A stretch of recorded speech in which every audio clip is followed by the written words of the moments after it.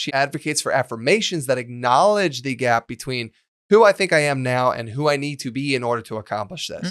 I want to be this type of person. I will become this type of person, right? I am becoming this type of person. Welcome to the Be It Till You See It podcast, where we talk about taking messy action, knowing that perfect is boring. I'm Lesley Logan, Pilates instructor and fitness business coach. I've trained thousands of people around the world, and the number one thing I see stopping people from achieving anything is self-doubt. My friends, action brings clarity, and it's the antidote to fear. Each week, my guests will bring bold, executable, intrinsic, and targeted steps that you can use to put yourself first and be it till you see it. It's a practice, not a perfect. Let's get started. Welcome back to the Be It Till You See It interview recap, where my co-host in life, Brad, and I are going to dig into the candid combo I had with Amber Fuhriman on our last episode. If you haven't listened to that one, you are going to need to listen to that one because I'm stumbling over my words today. It's a great It's episode. so good. It's a lot of fun. So fun. And it was nice. She's local, and I really like being on her podcast. So you're going to want to listen to it, whether you listen to it first or last. I mean, it's really okay, I think, in life to hear the ending and then watch the show. Sometimes I do that with reality TV because I just want to know if I'm if I'm rooting for a villain or not. I just want to know. I gotta have that information now. Yeah. She's not lying. She literally does this. Hey, you know what? Tell me. Bands would drop just a single song, but you'd go buy the whole album without listening to it. So you, in fact, knew there's one song I'm going to love on this. I think there's a difference between the teaser of something and the ending conclusion. These are teasers. The recap episode is teasers. We're taking a talking point each, right? Out of the many talking points that they had. No, you're so not. It's two singles. I don't know what that has to do with going and watching the end of a TV show before you start the TV show. That's the conclusion versus a teaser. It's a sampling. Mm-hmm. Okay. Sampling a part. It just happens to be the ending sample. Okay. Well, today is October 30th, and we decided we want to talk about tomorrow because tomorrow is Halloween. And I don't know about you, but I grew up. First of all, I went to some churches where Halloween was just the evilest thing. You couldn't even go trick-or-treating. Did you ever go to a church like that? Where No. they didn't even, okay, No. Your church is always trick-or-treated. Yes. Okay, so I did not experience that all of my childhood, but then some churches we could totally trick-or-treat. And then there were some churches where you could trick-or-treat, but people whispered. They whispered about trick-or-treating? Yeah. Mm-hmm. At any rate, they were we're doing it, but what we're not no telling one anybody. talks about is how this holiday had nothing to do with the churches. And it wasn't even about Halloween. It was about something else. And we decided to tell you about the true history of Halloween. So yeah, it's actually cultural warfare is if you want to look at it. I know. It's an appropriation. Yeah. Yeah. They appropriated the time and they've renamed it. Yeah. So we'll talk about that. Anyway, Okay. So did you? Many holidays were done this way. So Halloween originated from the ancient Celtic festival of Samhain, right? Samhain. No. In the thing we looked up, it literally said how to say it. Pronounced Samhain. So Samhain is pronounced Samhain. So it's spelled Sam. You got that right. Hain, but you say it Samhain. Let me go back to my sheet. Okay. A 3-day celebration held over 2,000 years ago that marked the end of the harvest season and the beginning of the dark, cold winter. Are you going to just... Sorry. Just taking over right there. All right, keep going. Okay, thank you so much. Okay, so the Celts believed that this was a time when the boundary between the worlds of the living and the dead blurred, allowing spirits to roam the earth. To ward off harmful spirits and guide benevolent ones, they lit bonfires, wore costumes, and left offerings of food outside their homes. Pause. Just so you know, also in October in Cambodia, they do something called Chompen. And Chompen, it is almost month-long celebration in parts of the country, but for sure a 3-day celebration where no one works, including in the tourist city of Siem Reap. We're only going to find expats working. You're not going to find a single Cambodian working. And they don't get dressed up, but they celebrate and they do all these things. So that is Chompen is a Buddhist holiday that is celebrated every year where they believe that the souls of their ancestors are released for 15 days so that they can basically stay with family. Yeah. It's really cool. People like will travel on a moto for 11 hours to go with family. It's freaking crazy. But I just want to say like how cool, like even across the world, the similar thing was happening. So to ward off harmful spirits and guide benevolent ones, I already said that part. Yeah. Sorry. They lit bonfires, wore costumes, and left offerings, which is actually like, it trickles down over the, millennia. And those ancient customs kind of evolved into what are now trick-or-treating, the costumes, the decorations, and parties celebrated for modern Halloween. Yeah. I mean, we don't light bonfires and, that kind of a thing No, anymore, because if you did, people are going to think that you're a witch. But you can actually just say, no, I'm celebrating. How do you say it? Samhain. I'm celebrating Samhain. Okay, so one more thing on this. The Roman and Christian influence. After the Romans conquered the Celtic lands, Roman festivals like Feralia and Pomona were incorporated into Samhain traditions. Later, the Catholic Church established All Saints' Day on November 1st and All Souls' Day on November 2nd, making October 31st All Hallows' Eve, which means hallowed or holy. Right. So they just Halloween. Yeah. Yep. So they just stole it. Yeah. Just renaming things over here. So if you don't like that I'm harping on the church, you know what? Sometimes we have to accept the responsibility of people from our past. Every fucking group of people has done something wrong. But it's more important to be like educated and understand. And if you love Halloween, I love that for you. I decided to get into Halloween-ish this year. I got witchy nails, which are not done for this recording, but just check out my Instagram. They're witchy nails for me anyways.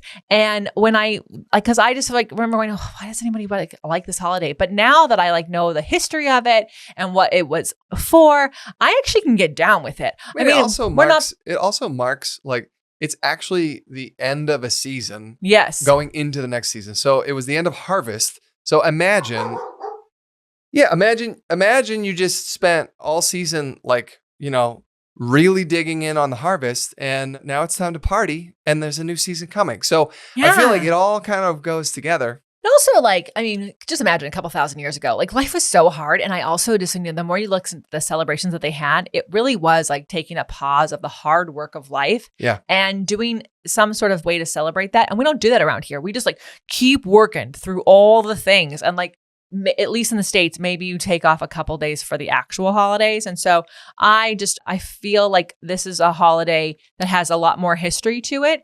And I kind of like what that history is. It seems really beautiful. And what a great way to spend time with family and past loved ones. And also let's not forget, in Mexico, they do Dia de Muertos, which is on November 1st, right? It's the big celebration of there's a lot of different cultures that celebrate the people that have come before them and spend time together. And there's all this stuff. So anyways, just think about that. Think about the loved ones you had and celebrate the harvesting you did and report back. Okay. Yeah. Lesley and I've been back from Cambodia and Singapore now for a week and a half. Yeah. And it's just always so refreshing for us to get back to our second family over there, people that we love, the places that we love to be in. The environment over there is it's so magical. And we would love to have you join us next year, but get on the wait list because there's a limited amount of spots. We're going to be going in October of next year, but we're going to be announcing all of that in January. So go to crowsnestretreats.com to get on the wait list for information about the upcoming trip for 2026. We're only going one time next year, We're only going one time next year. Are you trying to convince yourself or everyone else? I'm letting everybody know because a lot of people have said, I'll come with you in the spring. And we're not going in the spring. We are only going in the fall next year. So, side note. And probably the year after that. I just have to say it to you. October 1st, we already rolled out our tour. Go to opc.me/events to join us for the OPC Winter Tour. We're going to be driving all around the United States of America. We're going to be going from Vegas all the way up to Boston, down to Miami, and back. It's going to be something like 24, 25 locations. It's kind of insane. We're very excited about it. We are going to be even bigger. We're going to studios we've not been to and have been excited. They've been on the list for a while. Yeah. These are human beings that we have literally been how do we make sure we get to see them again? But you can find out all the specifics, where we're stopping. Go to opc.me/events. Chances are high that some locations may already be sold out. Yeah, it's been out for a month. Because it's been out for a month. So, but go check it out, opc.me/tour. Then in January, where are you teaching? We'll be at the Pilates Journal, their first ever event in the U.S. It will be at Huntington Beach. If you go to xxll.co/Pilates Journal, you can get your tickets. Pilates Journal Expo. Yeah. So Pilates Journal is a Pilates journal. It's a magazine. And it's free, by the way. Is it? Yeah. Oh, it's so cool. The journal they release is free. Yeah. Oh, I love that. I mean, I always just assumed I just was given it for free. I'm sorry, Pilates Journal. But I don't know. I just thought maybe they just really liked me. I'm like 90% sure. But they do events in Australia and subscribe things like for free. You can subscribe for free. Yeah. I've written for articles for them several times. I think it's really worth looking into. But if you're a Pilates teacher, you should come. The lineup is amazing. Several of these teachers have taught. We've all taught together somewhere, but never taught all together. So like, you're not going to see this lineup again. You might as well come. And then in February, we're going to host an agency mini. That is our business coaching program for Pilates instructors and studio owners. And you're going to want to go to profit.biz/mini. So it's profit without the O.biz/mini to get on the wait list. Also, probably in January-ish, they'll be letting the waitlist people get the best discount. So I'm just saying. In March, we're going to 2 places in Europe. We'll be in Poland at the Poland Contrology Pilates Conference. So go to xxlo.co/Poland. By the way, I'm doing that with Karen Frischman. And so if you like me and you're going to like Karen, I'm just going to tell you right now, she's like extremely, she's pretty rad. She's extremely smart, extremely knowledgeable. And like, I feel, I feel like, you know how there's like the pop band and then there's like the like uber rock, like just been doing music for decades. And like, they're just like, that's what it is. And so if you don't know Karen, I promise you're going to love Karen. And if you know Karen, then what are you waiting for? The two of us will be together so you can like knock it out in one weekend, or go into Brussels, xxll.co/Brussels. We'll be at L's studio there in Brussels. And we're very excited about it. Different workshops at each event. So but same teacher. So you're, as long as you love Karen and I, or one of us, you're going to have a great lineup. Just pick the one that works the best for you. And then Brad is going to take me on a second honeymoon. And then we are going to land and arrive at POT in London.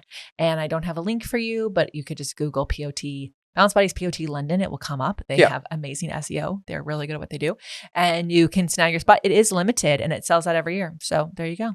Before we get into this amazing interview with Amber, what is our question this week? Mary Star Pilates asks, hey, Lesley, do you still do your continued education teacher training program? Where can I find information on that? Thank you so much.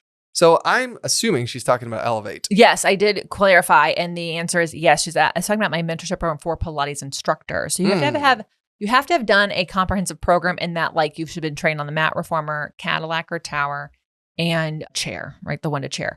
Of course, I'd love it if you was trained on the barrels, but like, I'm not worried about you being overwhelmed by the 5th weekend. But then you have to have access to a mat, a reformer, a tower, Cadillac, a chair, and a barrel. So you don't have to have a full studio access. It doesn't have to be classical. In fact, I work with both classically trained and contemporary trained people who are classically curious, classical people who feel like they were like taught this like rigid, culty perfect way of doing Pilates, and they would like to have a little bit more fun. And we just really break down and ditch perfection and get really excited about what Joe gave us and what the intentions were, and free you from thinking you need to have a million fucking cues all the time. And also really help you with your own personal practice, help you with seeing, help you with patience in your teaching. And so if you go to leslielogan.co/elevate, you can learn more about it. If you do the same exact URL, but add waitlist to it, so leslielogan.co/elevate waitlist, you can get on the waitlist for the next one, because this upcoming, what year are we in right now? So 2026 is next year, is sold out. Sold out. You can reach out to us. You never know what might happen, but 2027 is where we're actually already taking people, taking applications, selling spots. The reality is mentorship programs like this, I have friends who have one who are 5 years booked in the future. I'm not going out that far. I'm kind of a year in advance kind of person, but if you know you want it, then you can plan ahead. So that's what I would say. Yeah. Awesome. Well, stick around. We'll be. Go to Beit. Actually, yeah. You gotta send us questions. Yeah, you have to join us for all these questions. Your participation is required, or we don't get to answer your questions. So 310-905-5534. Hit us up. And I want some fun questions. I want relationship questions. Yeah. I want family questions. I want career questions. I want some other questions. She wants some juicy questions. I also want the gossip that goes with the question. So send that in. You can be anonymous. Go to beitpod.com/questions where you can leave a win or a question. Thank you for that. Stick around. We'll be right back. We're going to talk about Amber Fuhriman. Amber Fuhriman is a recovering perfectionist and people pleaser and an attorney who now works as a coach, human behavior expert, and podcaster. As a certified trainer of neuro-linguistic programming, or NLP, and host of the More Than Corporate podcast, she blends her legal background with mindset and performance coaching to help high achievers push past limiting beliefs and perfectionism. And after years of believing success was about money and titles, Amber has redefined it as freedom, choice, and building a life that truly feels fulfilling. A lot of relatability here with her story, and just another guess where it's like, oh, we're like just on the same longitude, just a different latitude. Like she's doing something very similar. Like we're on the same longitude, but a different latitude, like Jill Allen was doing similar things with the orthodontist, and we do what we do for Pilates instructors and studio owners, and she does what she does for like other professionals. It's just very cool. But also I love how our lives can bring a different lens to it, a different focus to what we do. And I really appreciate her willingness and interest in, like, we talked about people pleasing, and we've talked about a bunch of stuff, but I just really got excited about talking about people pleasing because, like, how many of our listeners, how many people do we know that are doing things that are people pleasing? Well, I thought her definition of it was, she said, people pleasing is when you consider other people's feelings before you consider your own. And I thought that was interesting, especially because, and then y'all talked about how. Yeah, we'll see. So like, and I also think that some people pleasers it's just another form of control. By the way, you can also be, you're controlling people's emotions as well, or the outcome of people's emotions. But she clarified that not people pleasing doesn't mean being an asshole. Right. Just for the purpose of being an asshole. Like instead about being authentic and speaking your truth. So meaning, like, a lot of people will go to dinner with a family member on Thursday to people please rather than, which is not authentic, by the way, because you don't want to be there. No. You want to be somewhere else. So you're actually, I think you're more of an asshole if you're people pleasing because you're not being authentic. I think we should redefine people pleasing as being an asshole, a non-authentic person. Non-authentic person. Yeah. So she advised, like, what you can do when you're not people pleasing is, like, were the actions that I took in alignment with who I want to be as a human? So meaning you decided to not people please. Someone had a reaction that was not something that you liked, they're upset that you're not doing the thing for them. And so, like, you get to ask yourself, were the actions that I took in alignment with who I want to be as a human being? If the answer is yes, then I will not apologize when I'm 100% in alignment with my actions. And you can understand that and accept me for who I am, or you don't accept me. And, like, that is really hard for a lot of people because, like, I'm going to lose people. You guys, we're allowed to lose people in our life. We just are. And it's going to happen. Like, it's impossible to keep everyone happy with you all of the time. There's no way that is going to even be a possibility. And so if you are actually being authentic and in alignment with how you feel, and you speak that, and someone doesn't like it, you are not in the wrong. They are also, by the way, they might not even be in the wrong. I mean, look, you could be in the wrong, but if you are doing this to protect yourself or to stop people pleasing, this is when you have to ask yourself these questions. Mm-hmm. Were the actions I took in alignment with who I want to be as a human? If that's the case, then you can confidently move forward knowing that you weren't doing it to hurt them. Yeah. You were doing it to uphold your own values, right? So if you were doing it to hurt them, then don't be an asshole. But if you were doing it to uphold your own values, that's different. If you were doing it to hurt them, sorry, you are being an asshole. Yeah. So, but I just think that the more we can understand ourselves as the recovering people pleasers that we are, these are going to be conversations you have to have with yourself. You're going to have to chit chat with yourself about, like, okay, but give yourself a pep talk. I want to be this person who speaks my heart, who shares how I feel, who's honest with how and I will spend time with people.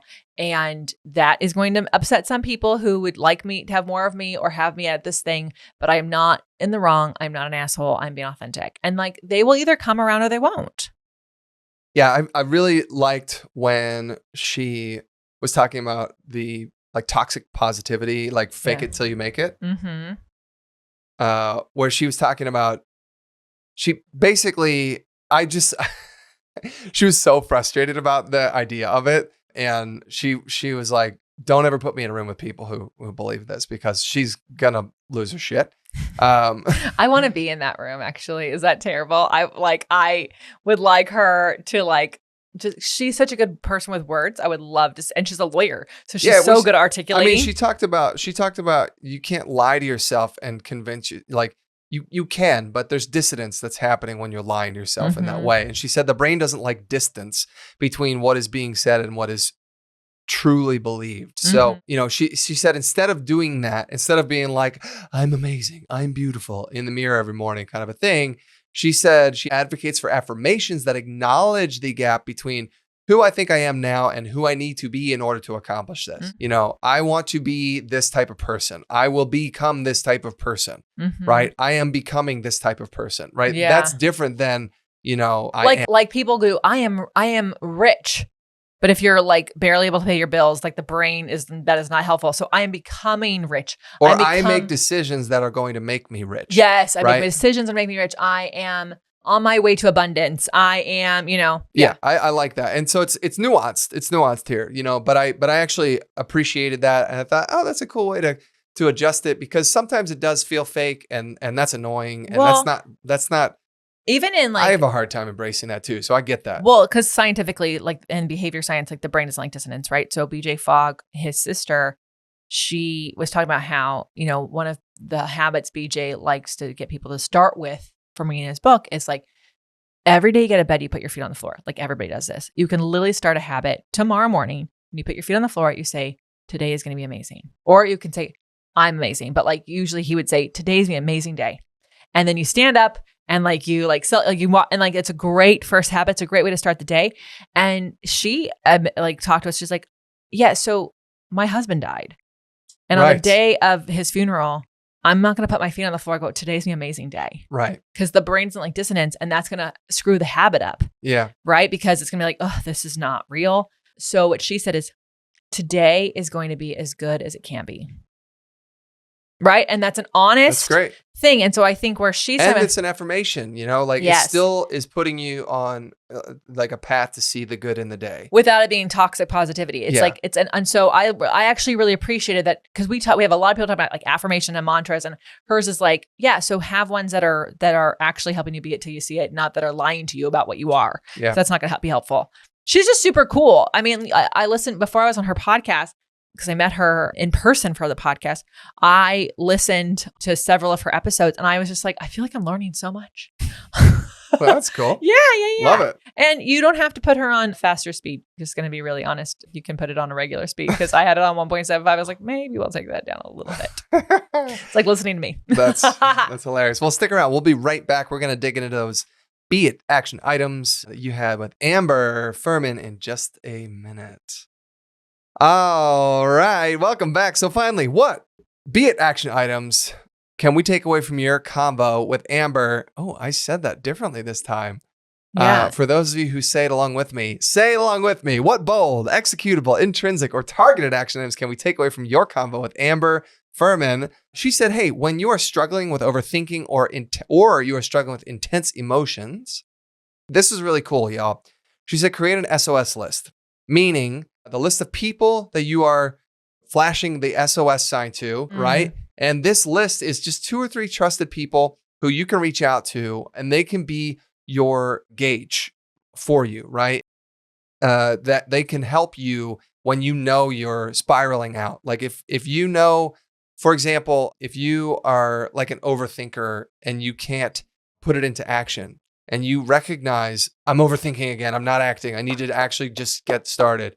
You can text your SOS list, but first ask them if they're willing to be on it. But you can develop a specific predetermined SOS phrase, like Amber said, I'm stuck at the airport, right? And for her, being stuck at the airport is like, she's prepping, but she's never taken off. She's never taken off. She's always stuck at the airport. So she said, explain what the SOS phrase means to you and clarify that if you send that message to your people on the SOS list, it really means I need somebody to check in on me right now. So for example, I imagine it may change over time. What does your SOS mean, right? Especially when Amber's partner died. I imagine it was a different reason to be reaching out than now where she's, it's been a couple of years and she's moving on and she's running a company and things like that. So she said it really will help you have somebody check in on you who you trust to understand, like, I need help right now. So when you find yourself in those overwhelmed moments, send an SOS to your list. And she said the decision to ask for help actually allows your brain to see solutions. Okay. Even if they don't get back to you instantaneously, it will put you on a different path to see solutions, particularly helpful for recovering perfectionists who find it really hard to say, I actually need some help right now. Really cool idea. Something that has nothing to do with what we're talking about right now, but like my brain went to this person, somebody in China bought a first class ticket to some Chinese airline, which means that you get to eat in the first class lounge before you take off. And because it's a first class ticket, it's like fully refundable and transferable. So for 300 times, 300 meals, this person would check into the airport, check into the first class lounge, eat for free, and then reschedule their ticket. And they did this 300 times before anyone's like, what is this person doing? What? So talk about being stuck at the airport. And I just thought, is the food that good? Because the actual like going to an airport, getting into a first class lounge is so even annoying. Even the food at the Centurion Lounge, it's good, but I wouldn't say it's great. And also, not all Centurion Lounges are created equal. I like ours, but the LA one, you can get it together, as can you, JFK. I'm just saying. Yeah. Okay. Back on track. Yeah. How about you over here? Recognize you have complete control over your daily decisions. You have complete control of your daily decisions. I think we like to outsource decisions. Like, I can't do that because X, Y, and Z. But you have complete control over your daily decisions. And if you're unhappy, you have to dig into the decisions you're making to create that situation. Are you saying yes to things you should be saying no to? Are you staying up late the night before so you feel like shit in the morning, right? So understand that avoiding a decision is still a decision. Avoiding a decision is still a decision, and make different choices to change your outcomes. She also said, I think that's been the biggest thing that has changed my stress level is that I would avoid making a decision, but in the back of my mind, it was still, I knew I had to address this thing, whatever this thing would be. It didn't matter what it was. Like, I might just be unwilling to open a text message from somebody because I knew it was going to launch a whole thing. I got to go down this thing. And then I would push it off. And then, or it's like email inbox kind of stuff too, like avoid it until it's like an actual problem. Yeah. And that was one of the biggest changes, was making the decision to stop avoiding things and to just hug a cactus, as it were. But I love that. I think acknowledging that avoiding a decision is actually still a decision, that was super helpful for me. And she said, consider her 90-day success jumpstart training or join her free Break Your Bullshit Box community. So and that's on Facebook if you go there. I mean, I went on Facebook the other day and I was like, oh wow, look at all these people I can unfollow. Thank you for acknowledging yourself, sir and you. So anyways, but I just thought this is such a bright, wonderful, honest, and maybe feel a little called out. And maybe you need to break, because you got to break your bullshit. Break your bullshit. And I just think a lot of us, what's getting in the way of being until we see it is people pleasing and, telling ourselves that we don't have control over certain things. Some things you do. And we just got to be honest about that. So share with a friend who needs to hear it, especially the people pleasing one, because those people can bother your life too. And until next time, be it till you see it. Bye for now. That's all I got for this episode of the Be It Till You See It podcast. One thing that would help both myself and future listeners is for you to rate the show and leave a review. And follow or subscribe for free wherever you listen to your podcast. Also, make sure to introduce yourself over at the Be It Pod on Instagram. I would love to know more about you. Share this episode with whoever you think needs to hear it. Help us and others be it till you see it. Have an awesome day. Be It Till You See It is a production of the Bloom Podcast Network. If you want to leave us a message or a question that we might read on another episode, you can text us at +1 310 905-5534 or send a DM on Instagram at beitpod. It's written, filmed, and recorded by your host, Lesley Logan, and me, Brad Crowell. It is transcribed, produced, and edited by the Epic team at Diseño.co. Our theme music is by Ali at Apex Production Music, and our branding by designer and artist Gianfranco Cioffi. Special thanks to Melissa Solomon for creating our visuals. Also to Angelina Herrico for adding all of our content to our website. And finally, to Meredith Root for keeping us all on point and on time.